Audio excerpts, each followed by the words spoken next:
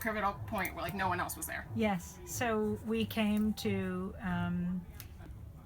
Standing Rock on Labor Day weekend, and we were covering whatever was happening, interviewing people throughout the camps. And as we came back from the Sacred Stone camp on Saturday, and we're just moving into the main camp, there were all sorts of ceremonies going on. This is really at the height of what was happening. Thousands of people were coming to the camp. We heard that there was another ceremony just down the road, that people were planting their tribal flags. Well, we thought, should we cover the horses coming in here at the main camp or cover that ceremony? So many ceremonies were taking place. We thought, we'll go cover that because I think the horses were going to be a little later in the day. And we went up the road, and you see those flags there. And we went up and we saw a gathering of people. And so we just had our cameras running, and then we saw the bulldozers. Really, it was right about the time the people were all seeing what was happening. They did not expect this. They were very surprised also. I think because it was Labor Day weekend, they did not think the Dakota Access Pipeline would be excavating. So they were shocked. At first they were praying, then they started saying, no, stop excavating the site, and it went on from there. I wonder, the initial charge against you was this trespass charge, and how do you see your role, in a situation where people are, maybe doing something that's at least technically illegal, what's your job? Just, follow them in, or do you have like a certain code that you follow when it comes to things like that? I think on the issue of criminal trespass, that clearly the state's attorney, the prosecutor here, decided he did not have grounds for that charge. Although he originally brought the charge as we flew in this past Friday, just as we were landing, we learned he dropped the charge, that he didn't have evidence for it. But then to show that he was really fishing, that he then came up with another charge. This is not the original charge. And I also want to point something else out. We broadcast that report that night and over the next few days, and all the networks picked it up, on Facebook. It was all picked up. It wasn't for 5 days, the day, Thursday, that the governor called out the National Guard.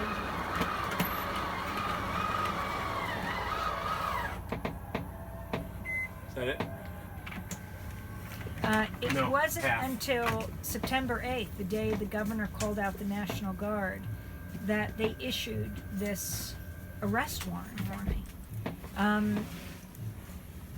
I think that was a clear message. Don't come back to North Dakota. It was a very heightened point. Is there something blocking it? What's going on? Sorry guys, we're in trouble because we have to get to the airport. Yeah. No, we...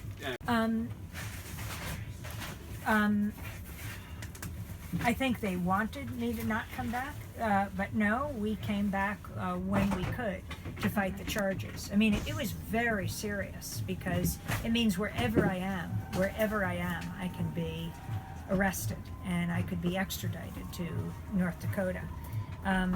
But we decided to come back this Friday to fight the charges, and I mean, to show how frivolous they were, as he dropped them once I was here, and came up with this other charge, this very vague charge of riot. This is clearly meant to intimidate, and I think the judge saw that clearly today. Just did not find merit in these charges and refused to sign off on them. I can't stress enough how important the First Amendment is at every level.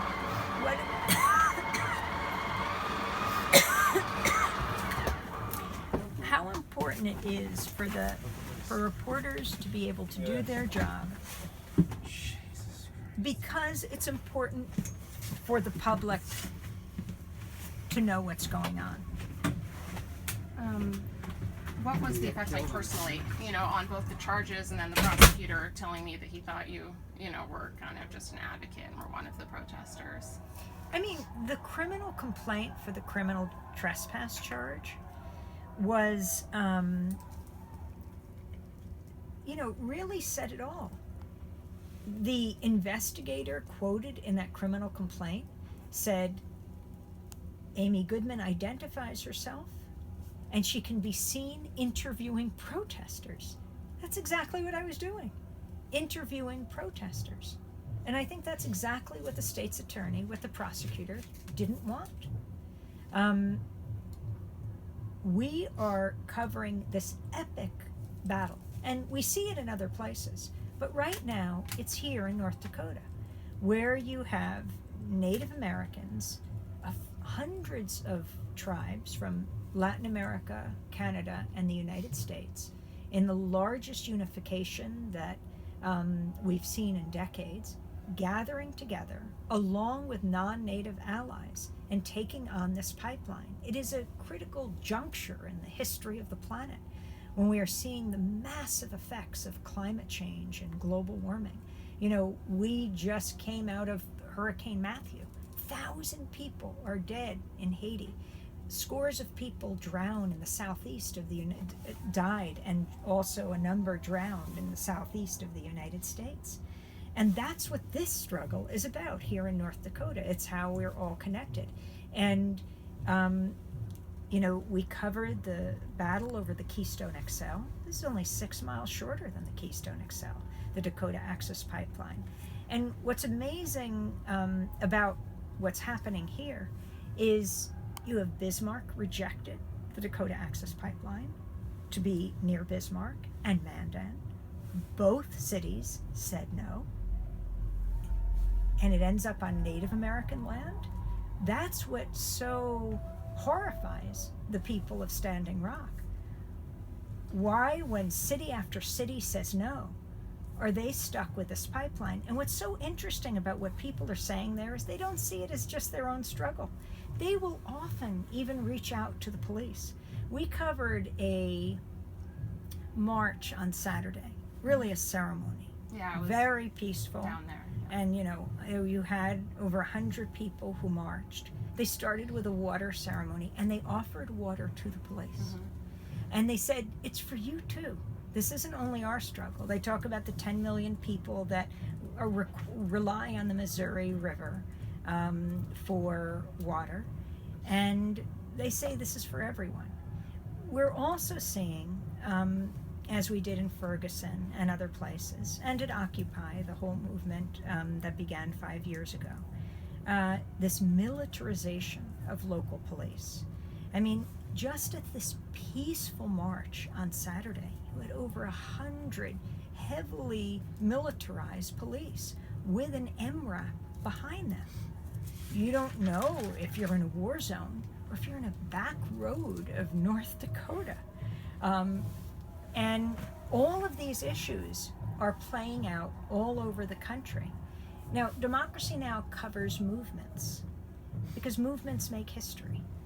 And it's so important that we, really simply follow the tenets of good journalism.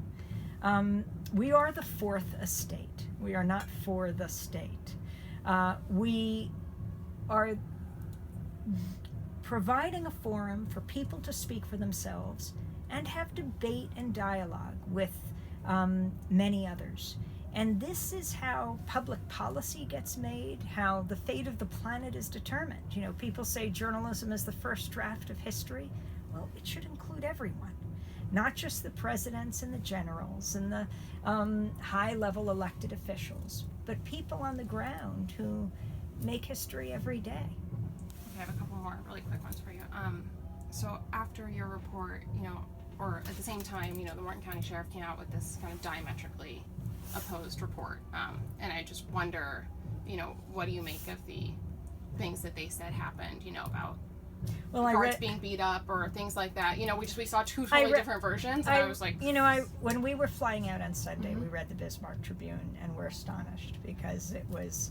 and I know that the editor has apologized and said, there wasn't anyone in the newsroom really who was there, and they just got a report from the sheriff's office and the security. But it's so important to broaden that. I mean, the sheriff wasn't there either. And so really, all these reports came down to what the security guard said. And I hesitate even to call them security, because that's hardly what they were doing. I dare say there were people there employed by the pipeline who were horrified by what they saw, by the other security who had dogs. I don't think this had been seen before. It's very serious. It seems as if the pipeline company knew there was going to be trouble on a holiday weekend at the point where the tribe had just given over the map of their sacred sites to the judge, Right. and then had given that map ultimately to the pipeline company. Are